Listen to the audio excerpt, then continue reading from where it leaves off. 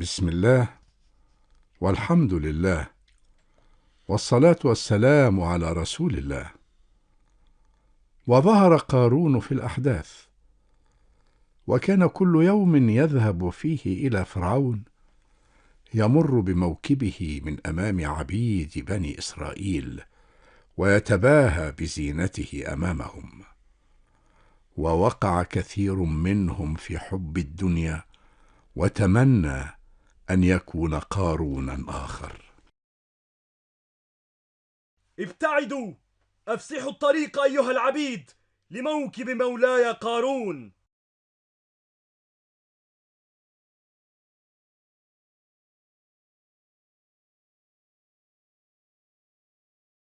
آه، يا ليت لنا مثل ما أوتي قارون من ذهب وغنى، إنه لذو حظ عظيم.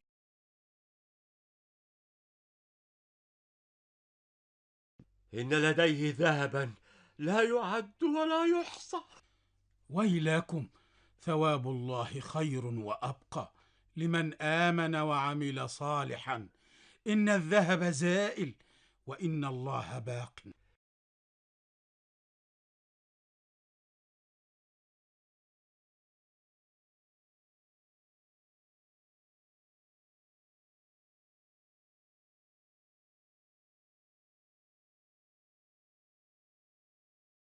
هذه هي مفاتيح خزائنه، إن مفاتحه لتنوء بالعصبة أولي القوة.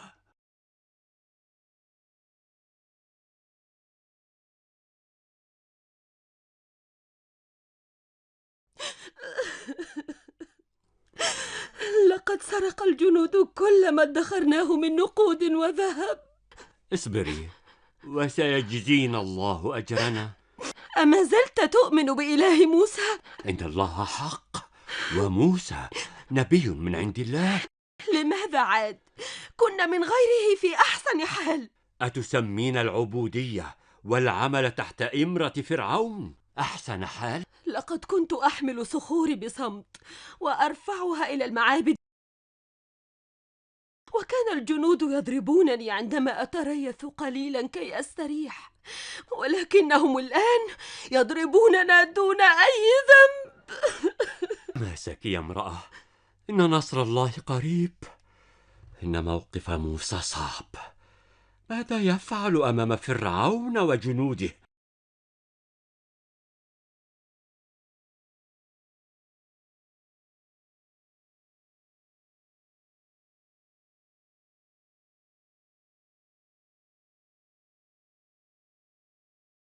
لا، لا يا ولدي، لا تقف أمامه. تعال معي حتى لا يراك الجنود. اتركيني يا أماه، اتركيني. لا، لن أتركك. تعال معي، تعال اتركيني معي. يا أماه، تعال. اتركيني.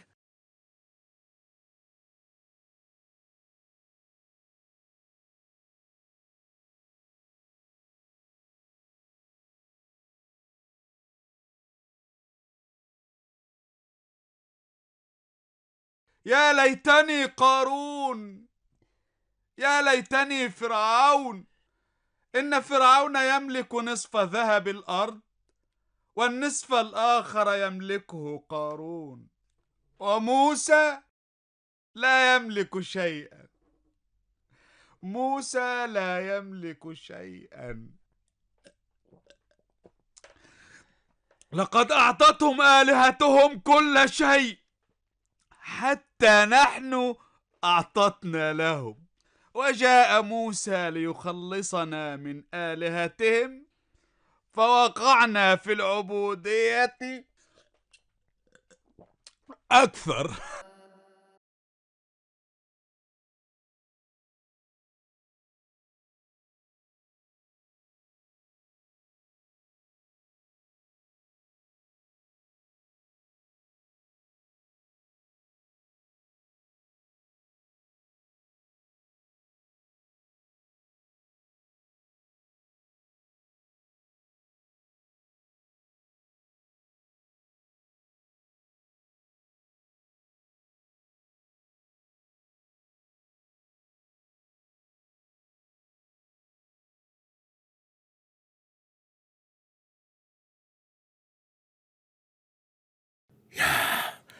ما أجمل وجهي حين يكسوه الذهب. ما أجمل وجهي حين يكسوه الذهب. من أغنى مني في هذا العالم؟ من الذي يملك ذهبا بهذه الكمية؟ يا لحظك السعيد يا قارون.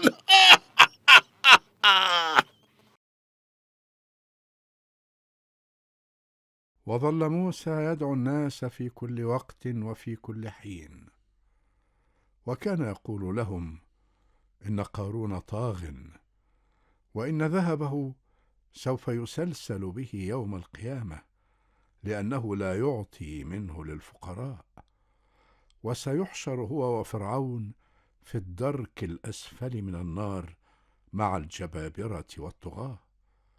وكان منهم من يستمع، وكان منهم من لا يستمع له.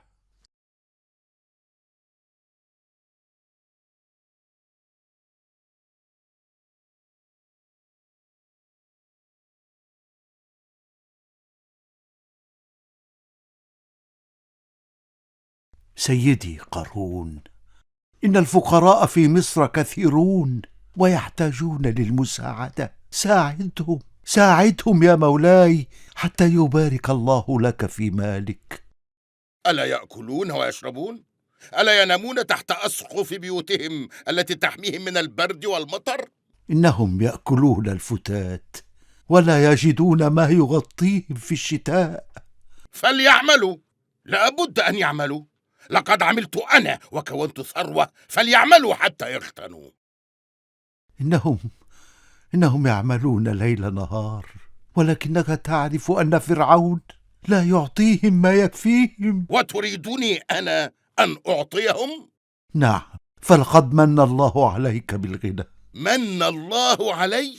أتريد أن تقول لي إن الله هو من أعطاني كل هذا الذهب؟ هو من أغناني؟ إن الله يعطي كل شيء.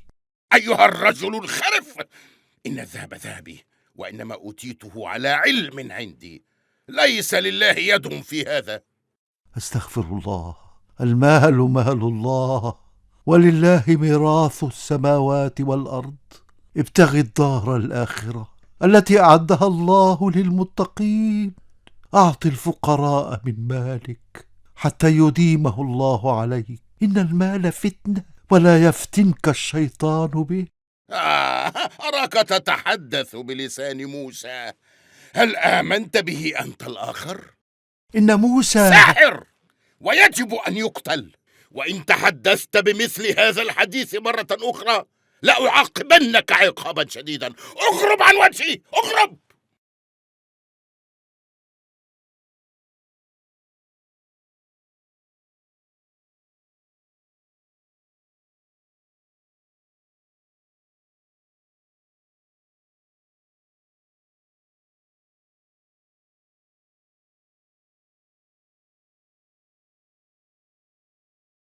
ما زال موسى يدعو العبيد إلى الصبر والقوة حتى يأتي يوم الخلاص.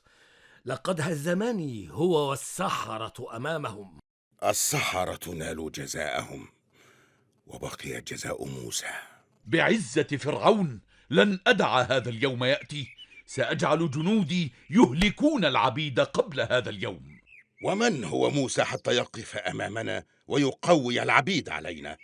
إنه عبد فقير، ليس له قوة ولا حيلة. لن يهدأ لي بال حتى أنتقم من موسى. كان يجب قتل موسى منذ ولادته. دع الانتقام لي.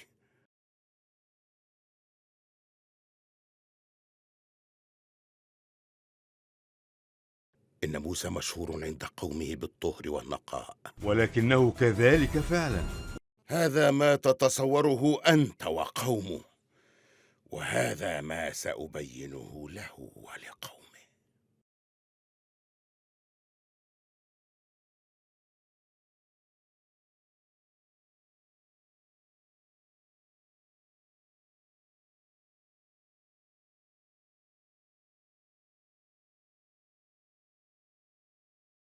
دعها تدخل. انصرفوا الآن.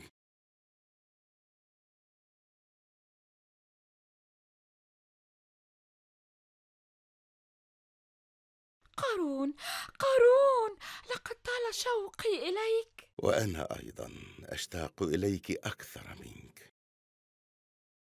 ولكن فلنؤجل الاشتياق إلى يوم آخر. أما اليوم فأنا أريدك فيما هو أكبر. أيوجد أكبر من عشقي لك؟ نعم، عشق فرعون. فرعون؟ نعم، كنا نتحدث عنك البارحة. وفيما كنتما تتحدثان؟ قلنا ليس لهذا الأمر إلا أنت. وما هو الأمر؟ موسى بن عمران. وما يزال موسى بن عمران يدعو قومه ليلا ونهارا لدين الله، وما زال العبيد يجادلون ويسألون. فلتدع ربك يا موسى أن يعطينا ذهبا مثلما أعطى قارون. إذا ملكنا الذهب فسنكون أقوياء. ويعيد موسى قوله ويقول لهم إن الذهب زائل، وإن الله هو الباقي، وإن القوة لله جميعا، وإن الله هو الغني، وما نحن إلا فقراء أمام الله. لقد اشتد أزر فرعون بقارون وأصبح يدا بيد ضدنا.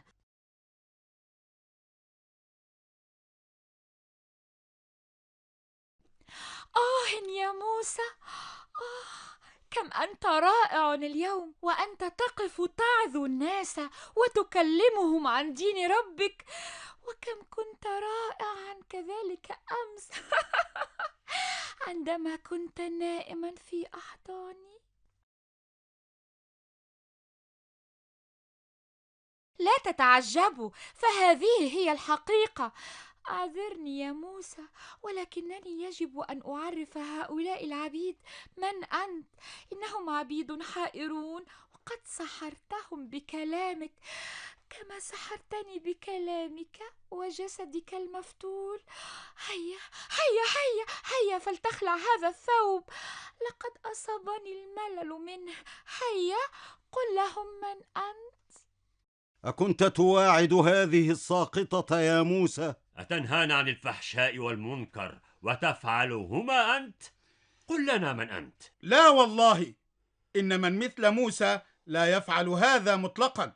إنها امرأة كافرة وتريد لنا الكفر جميعا. وتقدم موسى من المرأة البغي ونظر في عينيها بعمق، وسألها لماذا تتهمه بتهمة لم يفعلها، وقال لها عما سيلاقيه العبد الذي يرمي الناس بالباطل من عذاب يوم القيامة، وكيف سيقف أمام الله بعد أن كذب.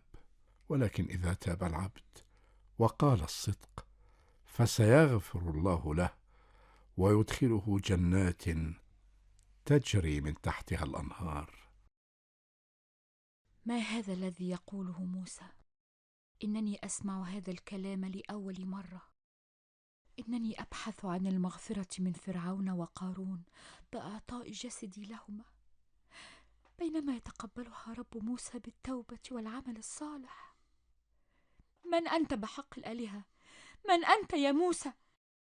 قال لها موسى إنني عبد الله آتاني الكتاب وجعلني نبيا لكم كي أخرجكم من الظلمات إلى النور. الله الذي خلق كل شيء، الله الباقي والكل يزول. أنت رسول الله حق، فلتدعو ربك أن يغفر لي. سامحني يا موسى، سامحني. إن قارون هو من أمرني أن أفعل هذا. لقد أعطاني الذهب كي أرميك بتهمة باطلة حتى ينفض من حولك العبيد.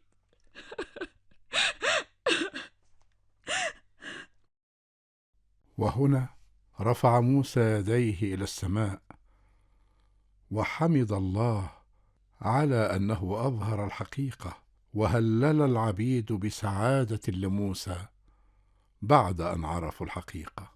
لقد نصرك الله يا موسى وأظهر الحق، إنك مثال للطهر والنقاء. النصر لرب موسى، النصر لرب موسى، النصر لرب موسى، النصر لرب موسى، النصر لرب موسى.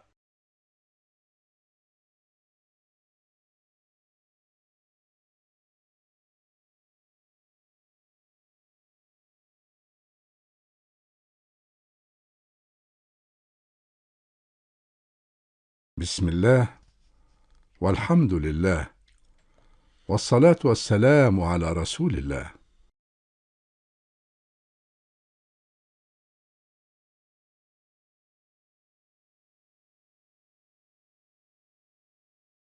ها أنت ذا بعثت له إحدى غوانيك لترميه بتهمة كي تشوه صورته أمام العبيد كي ينفضوا من حوله، وها هي ذي آمنت به وأصبحت من أتباعه الذين كثروا أكثر بعد هذه الحادثة.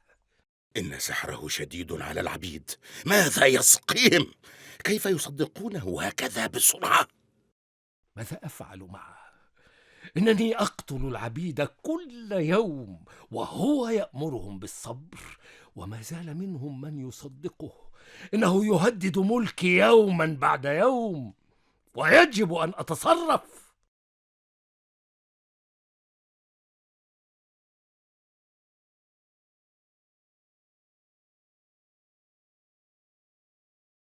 أعطني جنيها ذهبيا، باركتك الآلهة، إنني جائع منذ البارحة.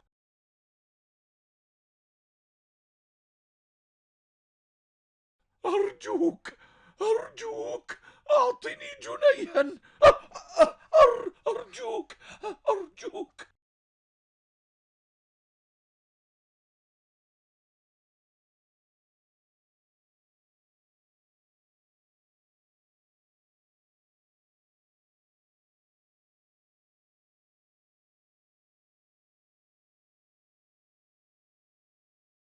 إني جائع يا موسى منذ البارحة، وقارون لا يريد أن يعطيني نقودا كي أشتري بها الطعام، إنه جبار في الأرض. وأنهض موسى العبد العجوز، ثم رفع موسى يديه إلى السماء ودعا على قارون.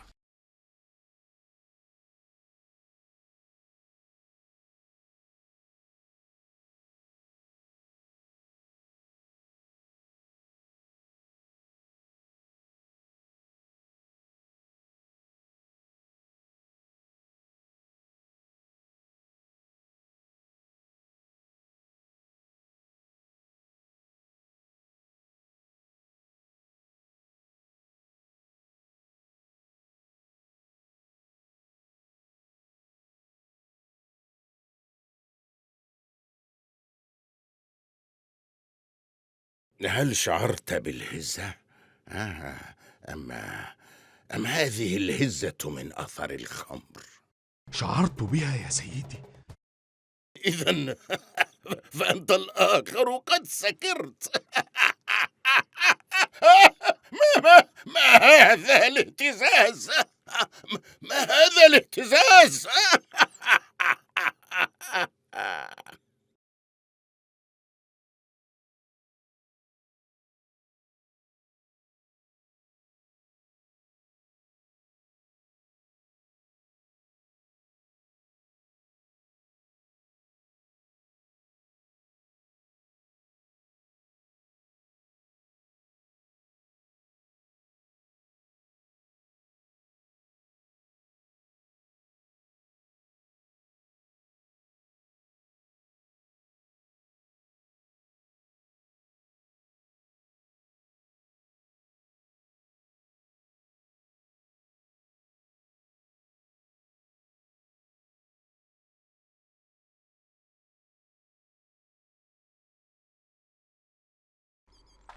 وكانت نهاية قارون الخسف، لم ينفعه ذهبه ولا قوته، وأصبح العبيد الذين تمنوا مكانه بالأمس ينفرون منه اليوم، وعلموا أن كلام موسى هو الحق، بأن الذهب فان والعمل الصالح هو الباقي، والله هو الذي يبسط ويقبض، وهو الذي يقدر الرزق.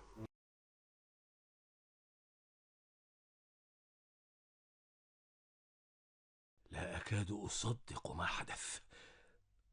أتبتلع الأرض قارون بذهبه وملكه كله؟ إنه لشيء عجيب، لم أر مثله قبل ذلك. كيف انشقت الأرض؟ كيف ابتلعته بهذا الشكل؟ يقول العبيد الذين رأوا الحادث إنهم رأوا فم الأرض وهو يفتح ويبتلع القصر. فم؟ وهل للأرض فم؟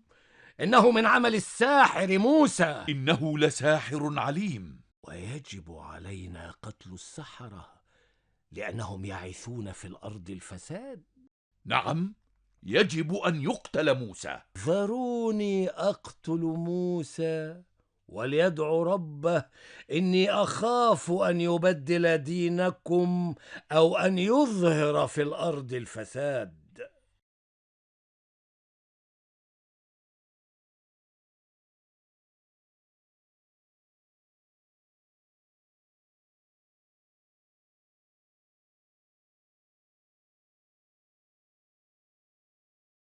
وهنا تكلم أحد الرجال المؤمنين مدافعا عن موسى: ولماذا نقتل موسى؟ ألأنه قال ربي الله وجاءنا بالبينات؟ إنه كاذب. إن يكن كاذبا فسيقع عليه كذبه، وإن يكن صادقا يصبكم بعض الذي وعدكم به. إن الله لا يهدي من هو مسرف كذاب. إني أشتم سحر موسى عليك. يا قوم، لكم الملك اليوم ظاهرين في الأرض، فمن ينصرنا من بأس الله إن جاءنا كما جاء لقارون؟ لا أريكم إلا ما أرى، وما أهديكم إلا سبيل الرشاد. وإن كان موسى رسولا فأنا إله.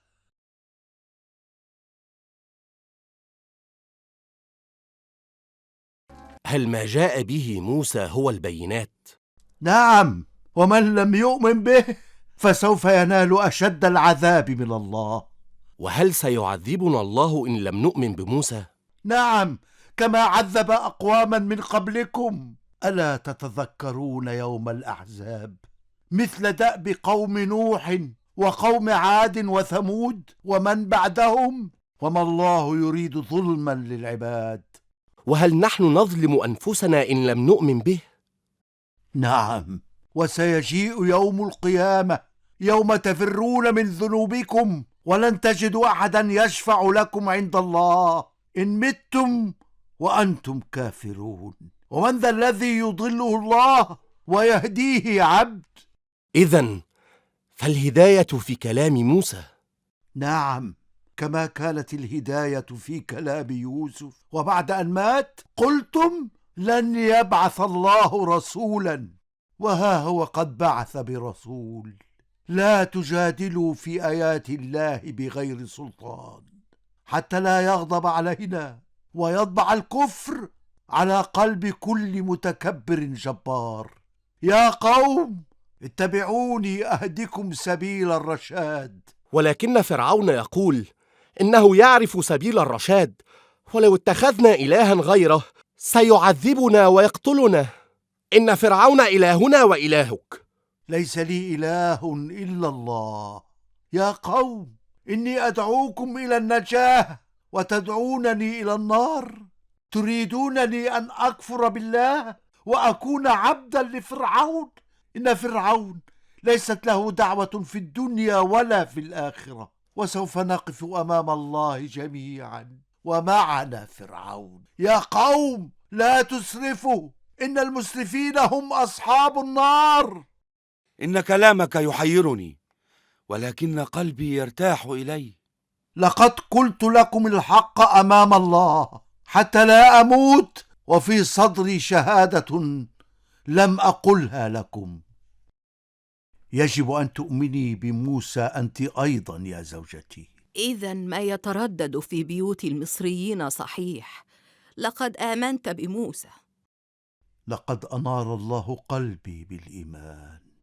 يا ويلي يا ويلي، أرضيت بإله غير فرعون؟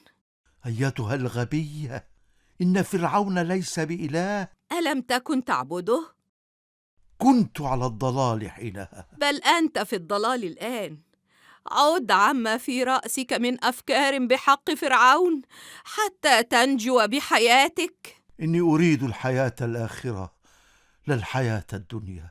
هيا هيا يا زوجتي، اشهدي أن لا إله إلا الله. لا لا لا لا، لا أستطيع، فسوف يعرف فرعون ويقتلني. أيتها الزوجة الجبانة.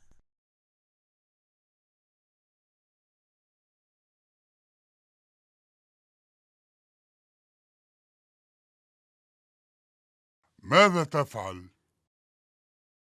أبحث عن أي شيء من كنز قارون. لقد قال موسى إن الله خسف به الأرض هو وذهب. من الجائز أن ينسى رب موسى قطعة من الذهب هنا أو هناك. يقول موسى إن الله لن ينسى، ولكن فرعون ينسى. وهل فرعون إله؟ وإن كان إلها كيف يترك صاحبه قارون لتخسف به الأرض هكذا؟ يقول موسى إن فرعون عبد لله مثلنا، وإنه لا إله إلا الله. وبعدما رأيت ما فعله الله في قارون أقول أنا كذلك لا إله إلا الله. هيا انهض واسمع كلام موسى واتق الله فيه.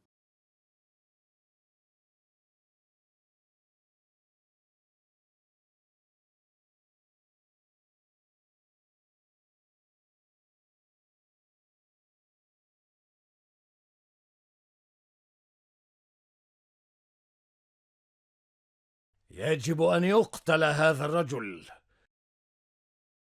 ولكن في قتله مسألة عظيمة. إنه يدعو رجال ونساء دولتي لكي يؤمنوا بموسى. لقد جعل موسى منه تابعا له في قصري ينشر دعوته. يجب إذن أن نبعد هذا الرجل حتى لا يصيبنا منه ضرر. واتفق فرعون معهم على الرجل ودبروا له المكيدة، ولكن الله حماه ووقاه سيئات ما مكروا، وحاق بآل فرعون سوء العذاب. وفاضت مياه النيل وغرقت مصر في الفيضان في يوم وليلة.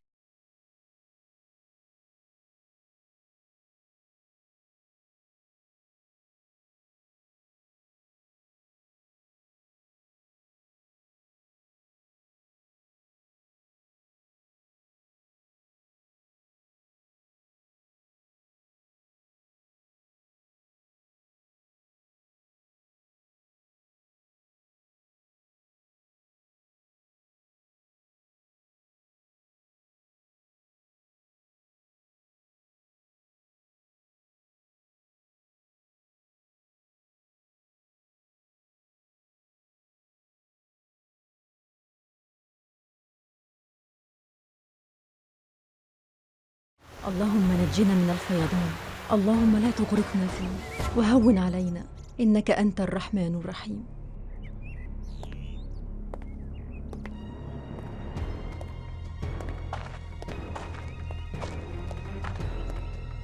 هل توقف الفيضان؟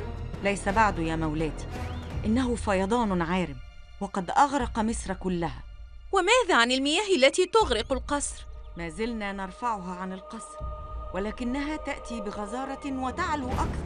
اغربي عن وجهي، اغربي عن وجهي. هل سأظل محبوسة في هذه الغرفة كثيرا؟ من أين أتت كل هذه المياه؟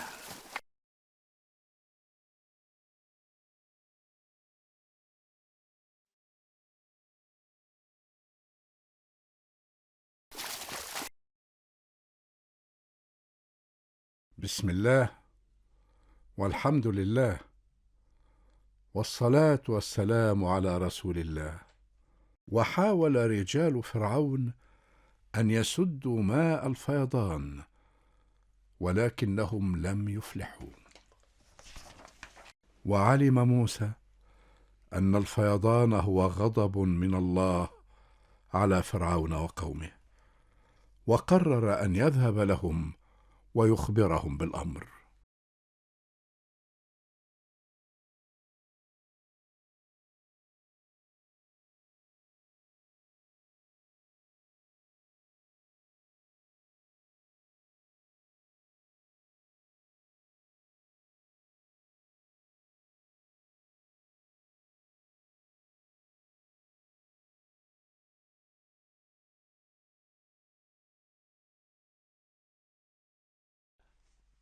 أهلا بأنبياء الله، بماذا جئتموني هذه المرة؟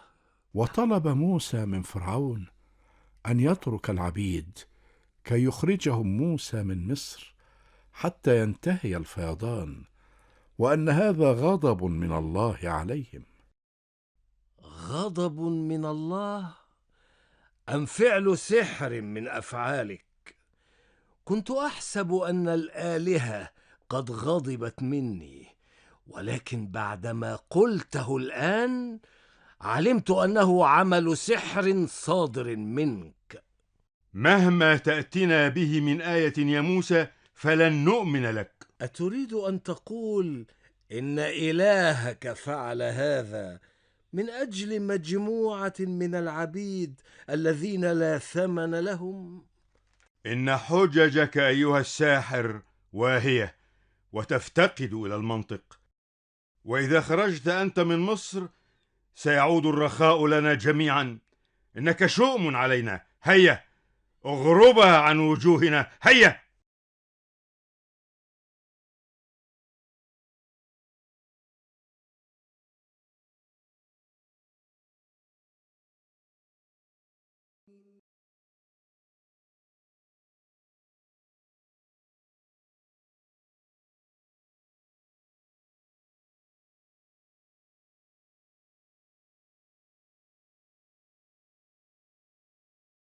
فرعون، اسمع كلام موسى، فهو يقول الحق، إنه غضب من الله علينا.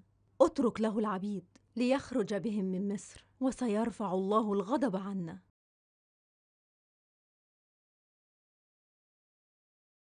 غضب؟ إنه غضب، ولكنه غضب من الطبيعة. كم جاء على مصر من فيضان؟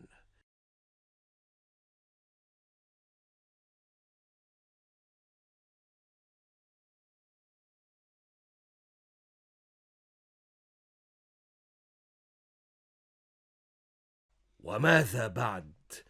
لقد دمرت مياه الفيضان محاصيلنا وهدمت بيوتنا.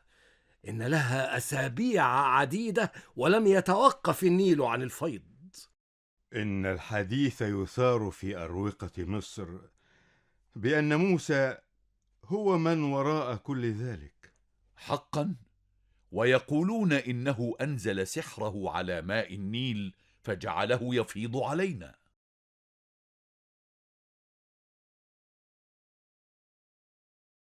عندي حل. وما هو؟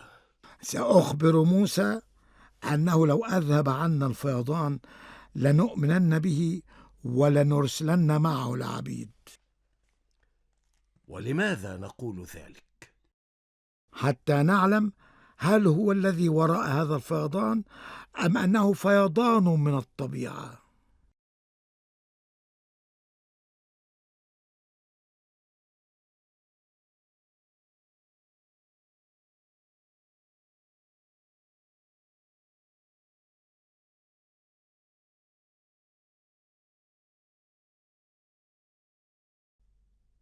موسى، يا موسى.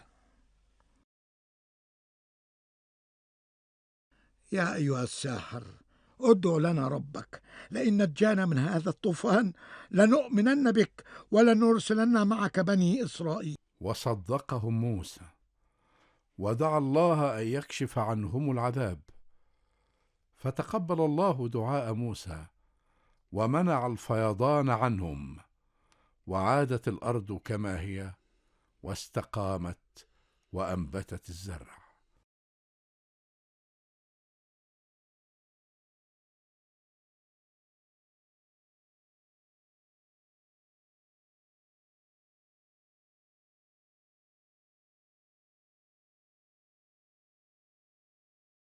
موسى، موسى، ألم يعدك رجال فرعون أنه إن دعوت ربك وأذهب عنهم الطوفان فسيتركونا نرحل؟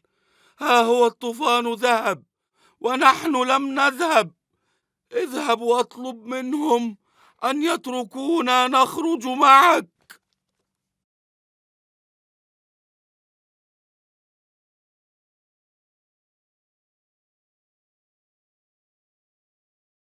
موسى، مرحبا بك. وطلب منه موسى أن ينفذ ما وعده به. اصبر يا موسى حتى تتعافى البلاد قليلا. أتريد أن تتركنا في هذه الظروف وتأخذ العبيد وأنت تعلم أنهم من يزرعون ويحصدون ويبنون؟ انتظر قليلا، انتظر لأجل خاطرنا. وصدق موسى الرجل وانتظر مدة.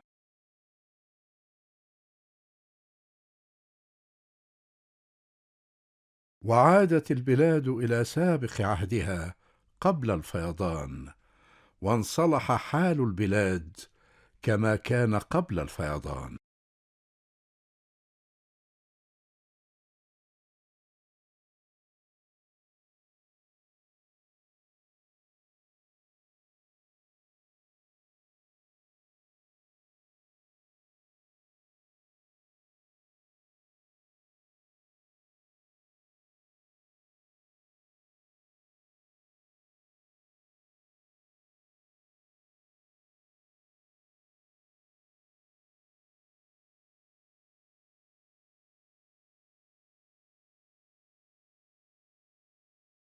موسى، أين الوعد الذي وعدوك به يا موسى؟ لقد طالت المدة. وذهب موسى مرة أخرى إلى الرجل بعد أن فاتت أيام كثيرة بعد أول مقابلة معه. انتظر يا موسى، لما العجلة؟ أسبوع واحد فقط وسنترك لك العبيد.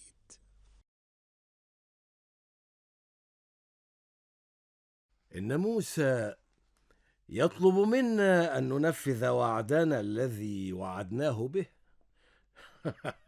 لقد صدق أنني سأترك له العبيد كي يخرج بهم من مصر.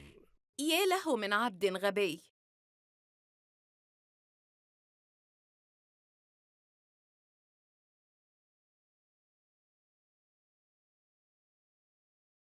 يظن أننا صدقنا أن الطوفان كان غضبا من ربه. وقد سرى هذا الحديث في أرجاء مصر، وقد صدقه الكثير من المصريين. لا تترك له العبيد، فقد ذهب الفيضان ولن يعود. لن أترك له العبيد، وسأخبره بالحقيقة إن جاء إلي.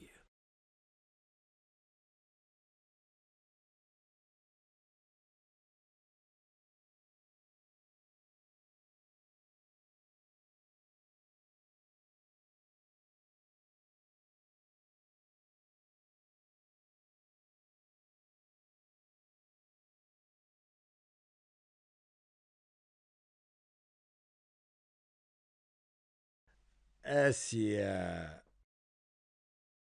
بالله عليك يا فرعون، اترك العبيد لموسى. أتقسمين علي بإله موسى؟ إنه إلهنا جميعا، اترك العبيد لموسى كي ننعم بالأمان. اتركيني أنت وعبيدي وخذي موسى وابتعد عني. إن لم تترك لموسى العبيد كما وعدته فسوف ينزل علينا غضب آخر من الله. إن لم أكن أحبك لقتلتك على ما تقولينه لي من أمر موسى. لأنني أحبك أنا الأخرى. أفيقي من سحر موسى. بل أفق أنت من سحر الشيطان. لن أترك لموسى العبيد، وسوف ترين أنه لن يحدث شيء آخر، وعندها ستدفعين ثمن إيمانك به.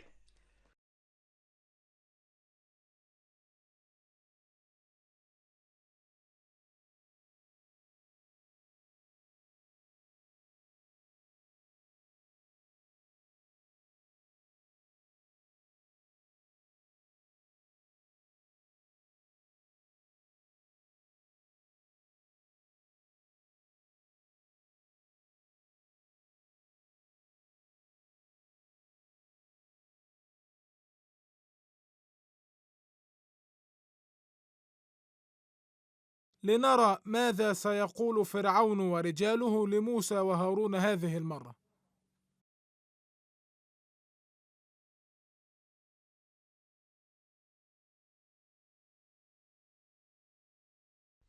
وهل تصدق أننا صدقنا أنك الذي دعوت ربك فأذهب عنا الطوفان؟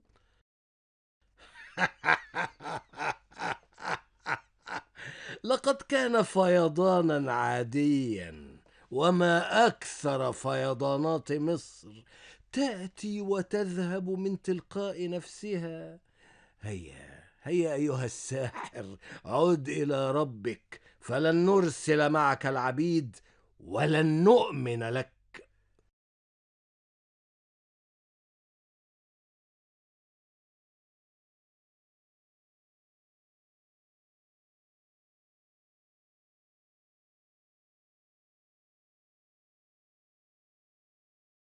ماذا قال لك فرعون وملأه؟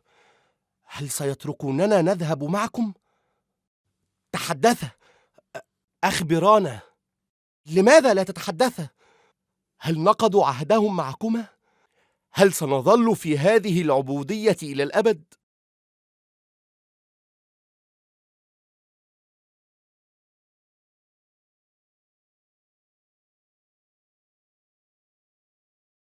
لقد كذبوا عليك يا موسى أنت وهارون، يا لكما من سذج.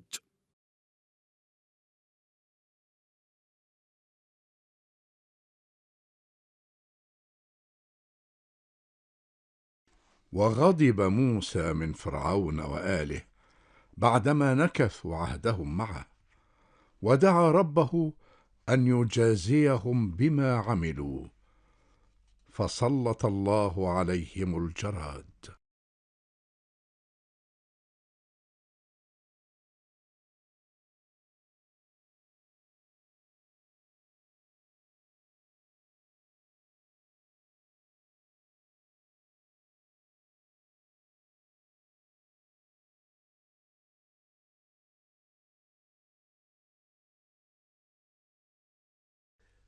ماذا تقول؟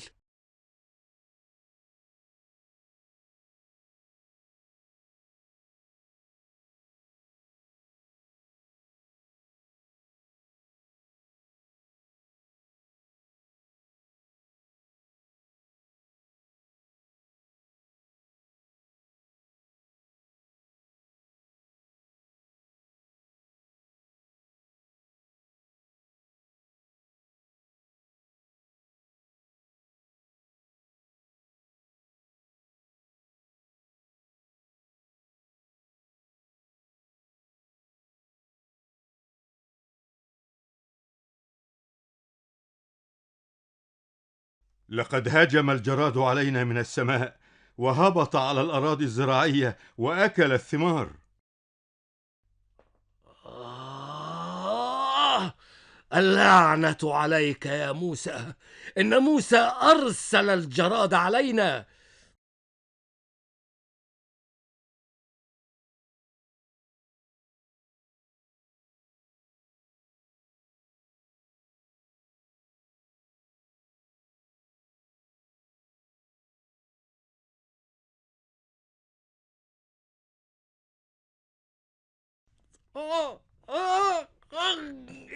ابتعدي ابتعدي أيتها الحشرات اللعينة.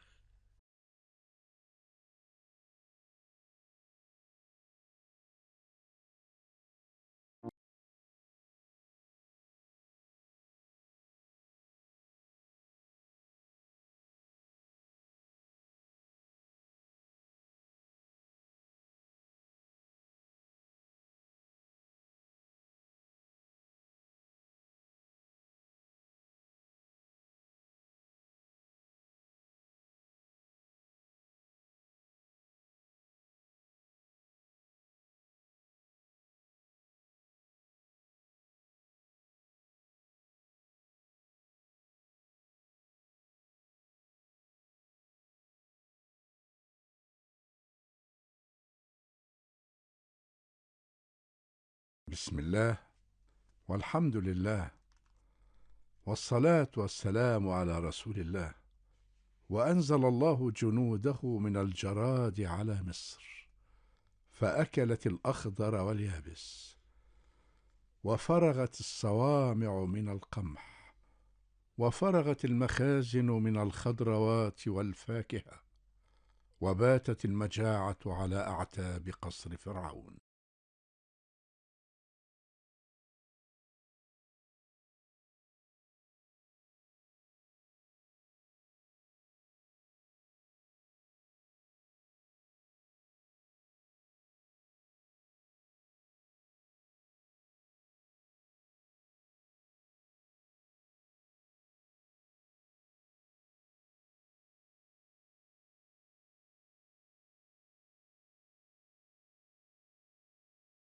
أن نخرج من الفيضان لندخل في أسراب الجراد. ماذا يحدث لنا؟ ماذا يحدث لنا؟ لقد فعلها موسى مرة أخرى، ولكنني لن أستسلم له. ماذا يريد موسى منا؟ ألا يتوقف عن أعمال السحر هذه؟ لقد أرسل علينا أسراب الجراد بعد أن نقضنا معه العهد. لا عهد لموسى معنا. أريد منكم أن تحاربوا الجراد في كل مكان وتنتهوا منه في أسرع وقت.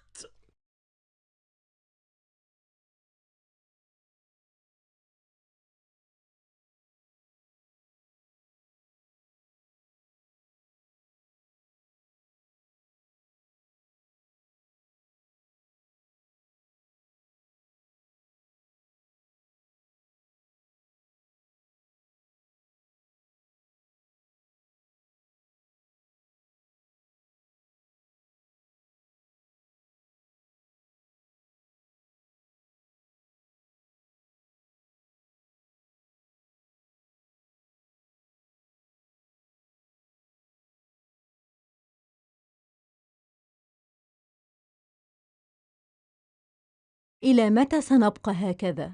إن بقي الجراد عدة أيام أخرى فسنفقد محصول العام بأكمله، وسوف يجوع قومك. اترك العبيد لموسى ونفذ ما وعدته به.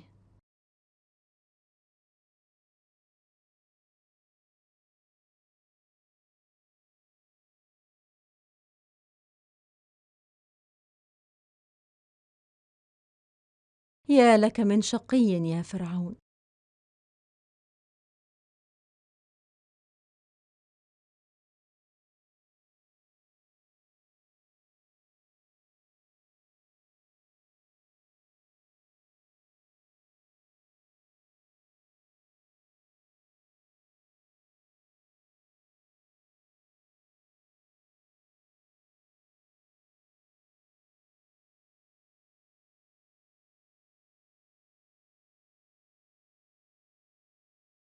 يجب أن نجد حلا لهذا الجراد.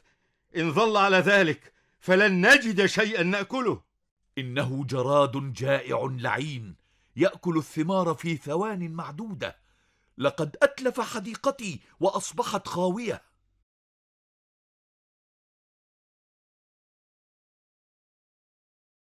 اللعنة عليه من جراد.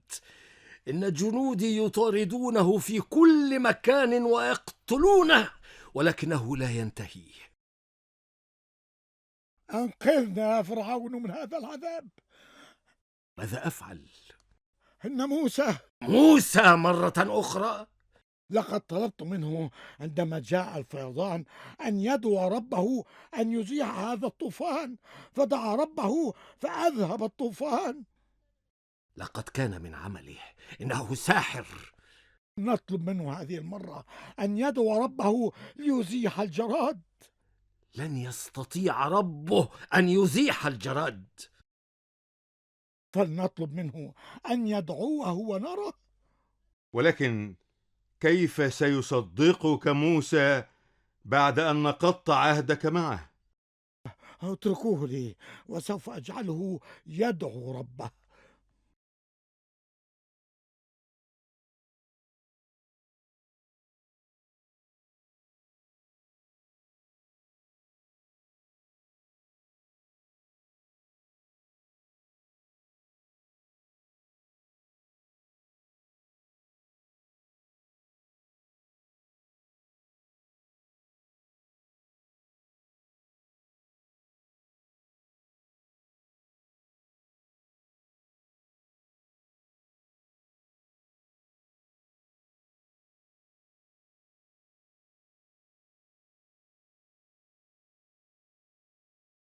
ها هو موسى.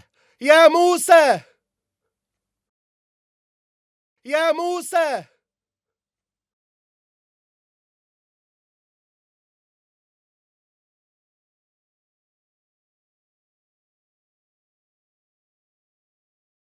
أتوسل إليك يا موسى أن تنقذنا من هذا العذاب. لا نستطيع التحمل أكثر من هذا، ليس لنا طاقة بهذا العذاب.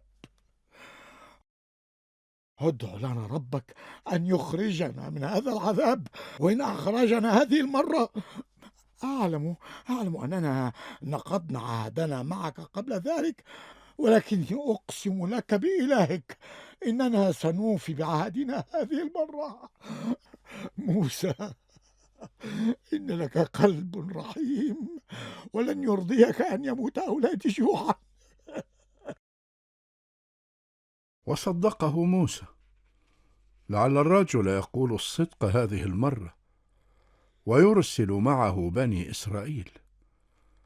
ورفع يديه عاليا إلى السماء ودعا ربه أن يزيح عنهم العذاب، واستجاب الله له وأزاح الجراد.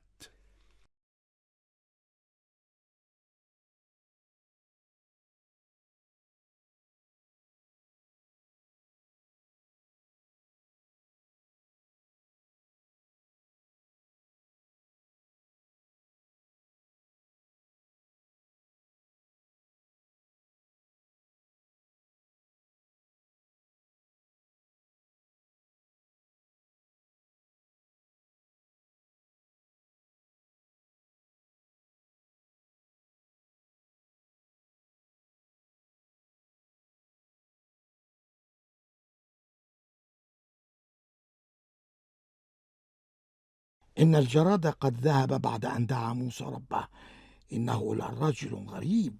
إن سحره يجعله يسخر الطبيعة تسخيرا كاملا. يجب أن نحتاط كي نكون مستعدين إذا فعل شيئا آخر. وهل لديه حيل أخرى؟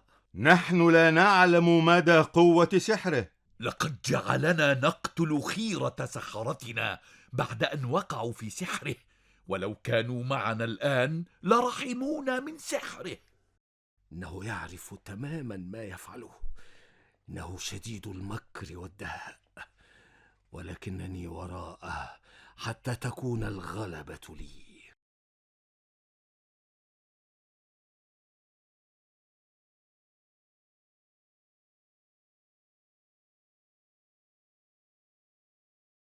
موسى، هارون، أهلا بكما في بيتي. وطلب موسى من الرجل تنفيذ ما وعد به. ولم العجلة يا موسى؟ انتظر قليلا حتى نرى الحب في الأرض وتطرح الثمار. أتريد أن تتركنا بدون طعام وتأخذ العبيد وترحل؟ هل يرضيك هذا يا نبي الله. وانتظر موسى وأخبر العبيد بما حدث. وأمر موسى العبيد أن يجتهدوا أكثر في العمل ويزرعوا الأراضي حتى تطرح الثمار كي يخرج بهم من مصر. لن يتركنا فرعون نخرج بعد أن نبذر الحب وتنضج الثمار. لقد وعدوكما قبلا ولم ينفذوا وعدهم. وأمرهم موسى بإبداء حسن النية والصبر لعلهم يصدقون هذه المرة.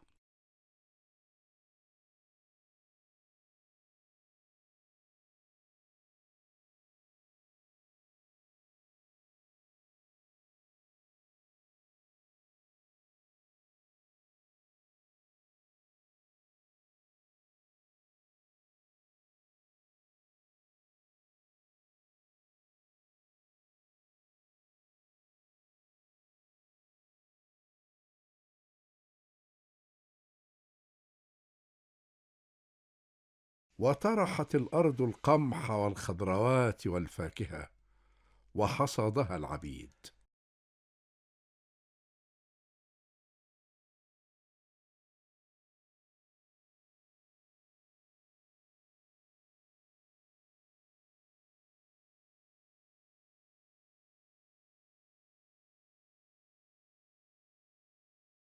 وما يزال العبيد عبيدا وما تزال القسوة كما هي من جنود فرعون على العبيد. تحركوا أيها العبيد الكسالى. هيا اذهب يا موسى إليهم واطلب منهم أن يتركونا نخرج معك. ها هو وقت الحصاد قد مر وامتلأت مخازنهم بالقمح والأرز والبقول. لقد وعدوك بعد الحصاد أن يتركونا نخرج ولم يفعلوا.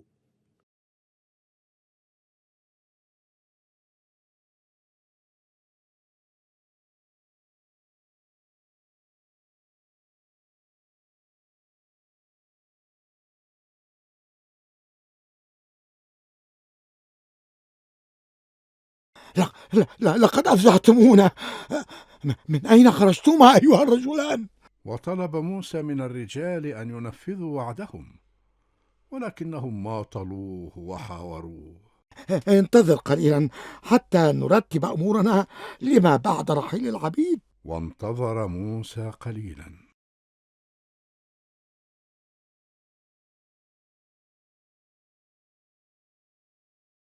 وما يزال العبيد عبيدا وما تزال القسوة كما هي من جنود فرعون على العبيد. تحركوا أيها العبيد الكسالى.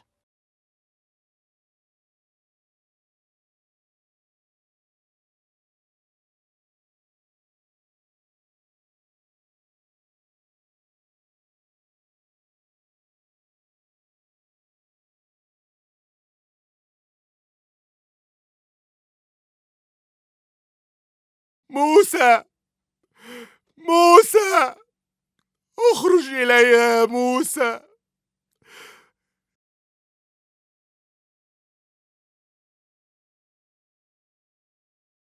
إلى متى نتحمل هذا العذاب؟ لقد مات أبي وعلامات الضرب على جسده. متى تخرجنا من مصر؟ إن دماءنا في رقبتك. إنهم يماطلونك ولن يتركونا لك. افعل شيئا بحق إلهك. وتأثر موسى من منظر الأب المقتول والابن المفجوع على والده. وذهب موسى وهارون إلى فرعون وطلب من فرعون أن يخلي سبيل العبيد. إنني أخاف على العبيد منك ومن سحرك يا موسى. إنك ستأخذهم وتسخرهم لأعمال سحرك. اغربا عن وجهي أيها الساحران. وحزن موسى وهارون بعد أن نكث فرعون ورجاله العهد للمرة الثانية، وخرجا غاضبين.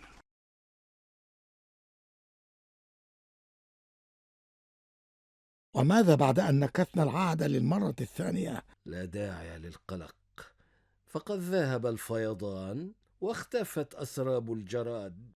إني أخاف أن يسحرنا مرة ثالثة، إنه ساحر عليم. لا تخف، أنا معكم.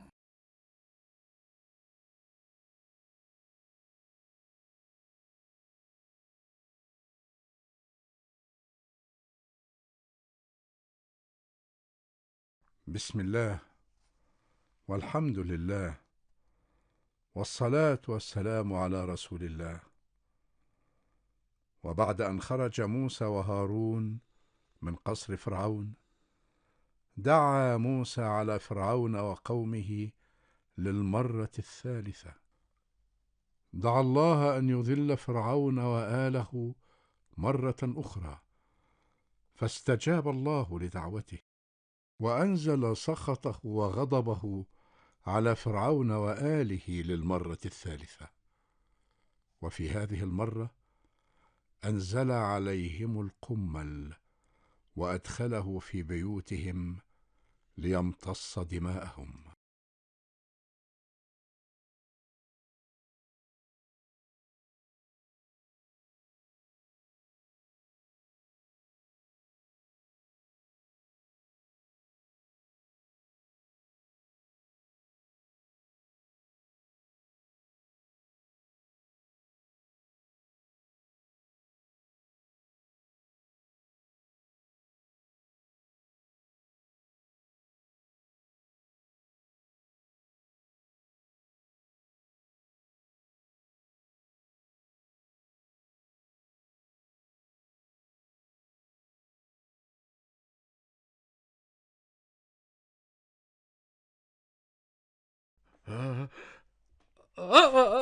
ما هذا؟ من أين جاءت هذه الدماء؟ ما هذه القملة الكريهة؟ ما هذه الحشرات الكريهة؟ من أين جاءت؟ أيها الجنود، أيها الجنود!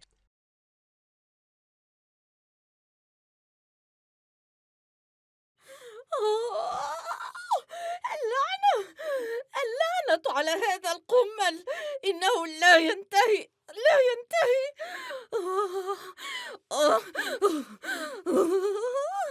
لقد دخل جسدي، لقد امتص دمائي.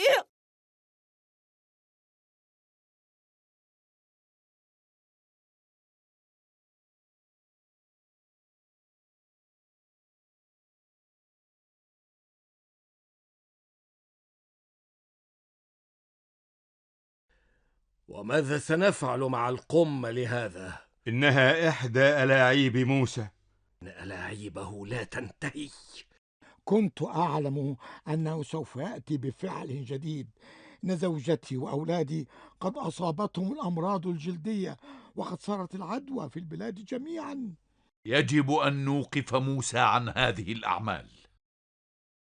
سنتحمل ما يفعله من سحر، حتى إذا أنهى حيله انكشف أمام الشعب جميعا.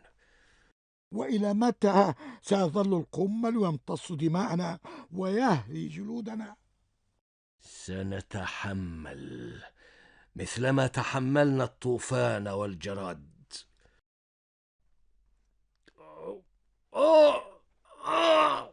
افعلوا شيئا لقتل هذا القمل اللعين.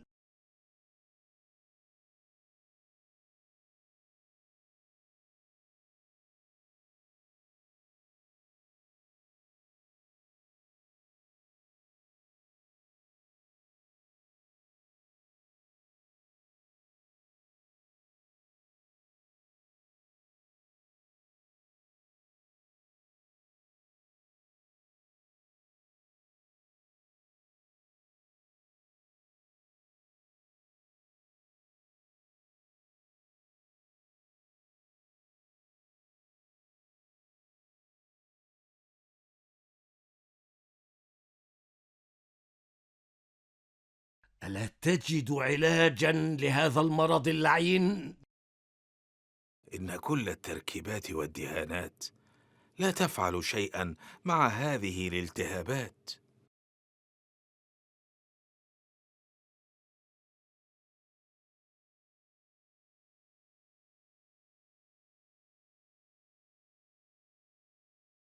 صحيح، فكيف للدهان أن يشفي عمل الساحر موسى؟ إن الأمراض الجلدية انتشرت بين الجنود. الغريب أنها لا تصيب عبيد بني إسرائيل، مع العلم بأن هذا المرض ينتقل من ملامسة شخص للآخر، والجنود يختلطون مع العبيد ولا يحدث للعبيد شيء. كيف يصيبهم المرض وموسى معهم؟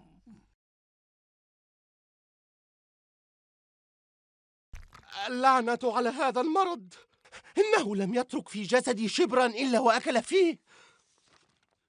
إنه مرض غريب، لقد نقله القمل لنا. إن هذا كله من سحر موسى. إنني لا أنام الليل من كثرة الحك في جسدي. إن القمل يملأ بيتي وملابسي. لقد امتص دمي وأصبحت لا أقدر على العمل. متى الخلاص من هذا العذاب؟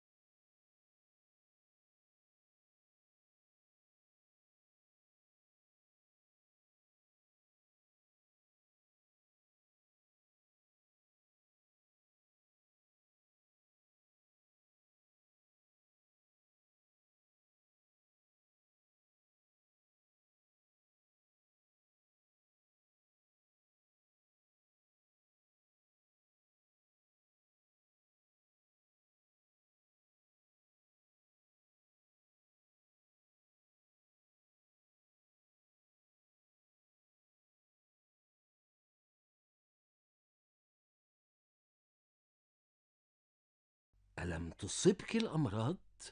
لا، ولا يوجد قمل في حجرتي. وكيف ذلك؟ إن موسى لم يصب عليك سحره. إلى متى ستظل تقول موسى ساحر؟ إلى متى ستلفق له التهم؟ حتى يتركنا لحالنا.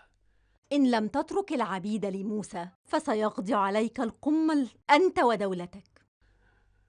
لن يقدر علينا قمل موسى، وستكون لي الغلبة، وسترين موسى وهو يجث أمامي على ركبتيه ويطلب مني الصفح والمغفرة على ما يفعله بنا.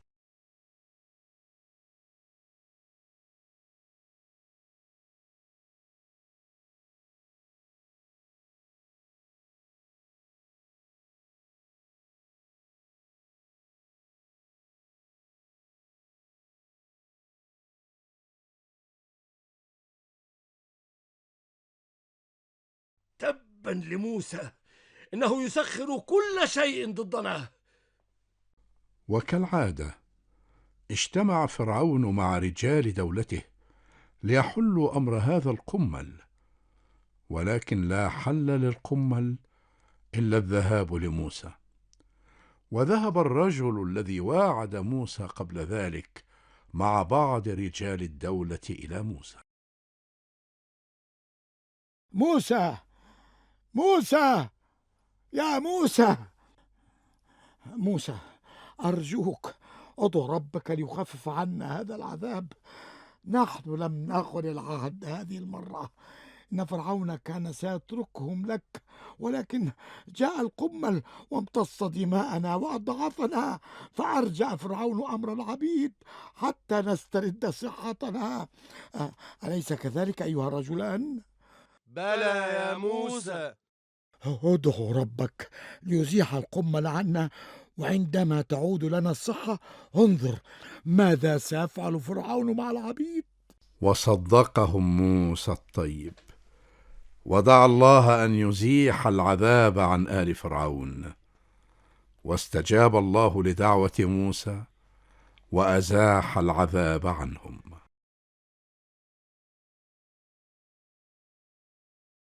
واسترد فرعون ورجال دولته عافيتهم، وشفوا من الأمراض الجلدية، وعادت أيام الرخاء عليهم مرة أخرى، وعاد جنود فرعون إلى إذلال العبيد من بني إسرائيل، ونسوا ما حدث لهم.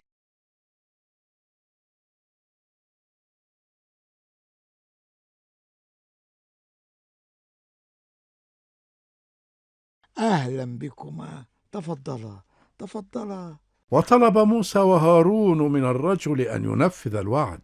انتظر قليلا، إن جلودنا ما زالت ملتهبة ولا نقدر الآن على شيء.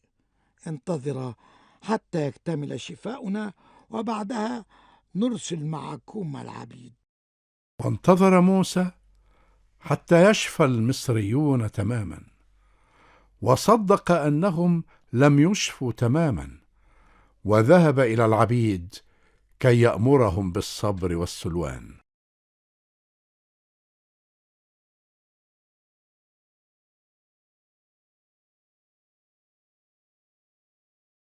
إنهم لا ينوون تركنا، لقد تم شفاؤهم تماما، وعادت صحتهم إلى سابق عهدها. سيظلون يماطلونك ويماطلونك حتى تستسلم لهم، وإني لا أشك أنك ستستسلم يا موسى في النهاية.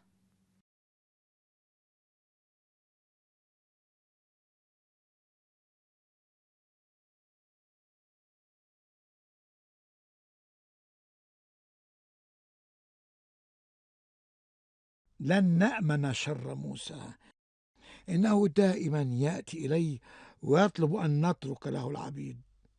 وماذا تقول له؟ مثل كل مرة، أماطل وأماطل. حسن، ماطل حتى يصيبه اليأس. ولكنه عندما ييأس يرسل علينا آيات العذاب. لن يستطيع أن يرسل علينا شيئا آخر. إنني أتركه يخرج كل ما عنده حتى يضعف. هو أراد محاربتي، فليتحمل ما يحدث له.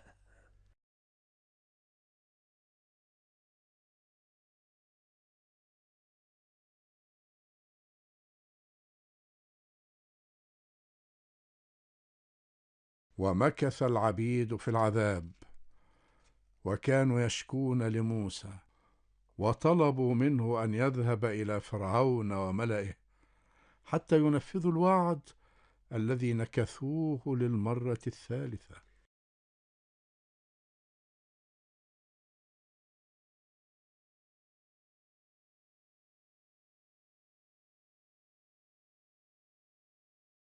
وذهب موسى وهارون إلى فرعون بعد أن ماطله رجال فرعون أكثر من مرة.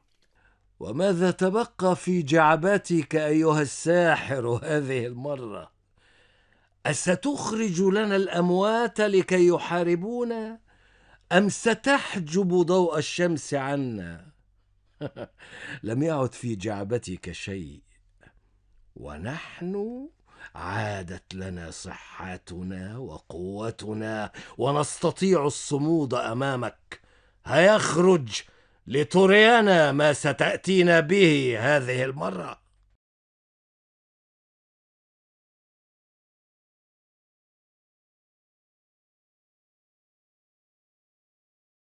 وخرج موسى غضبان أسفا مما فعله معه فرعون، وبعدما سخر منه وأعلمه أنه لن يترك له العبيد، ودعا موسى ربه أن ينزل العذاب على قوم فرعون، واستجاب له ربه وأنزل العذاب للمرة الرابعة على قوم فرعون، وهذه المرة أنزل عليهم عذابا جديدا بشكل جديد.